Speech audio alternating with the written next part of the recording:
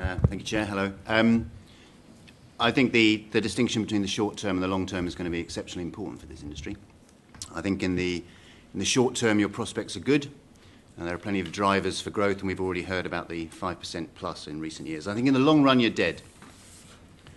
I think over the course of the next 30 years, whether it's called a circular economy or a resource-efficient economy or an economy of enough, there isn't going to be a waste industry at all. All manufacturers will have vertically integrated in order to retain permanent ownership of all the materials that they produce, and they won't need separate waste management at all. They will have integrated it into their existing business practices.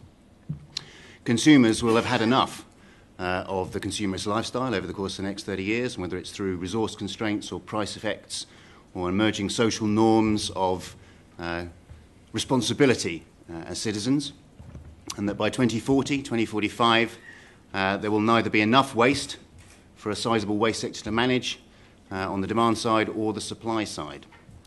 And I think it behoves us to think about what we really mean by a green economy. It's very easy to say. It's going to be said a lot at the Rio conference. It issues a lot from central government and from European government.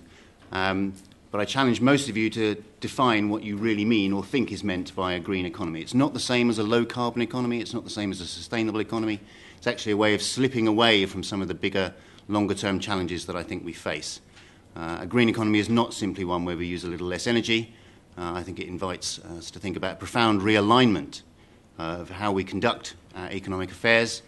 And I think one by the time we get to 2040 or 2050 in which we don't see a waste industry at all would be a very deep green economy of the kind that if we're to avoid the very worst effects of climate change we're actually going to need.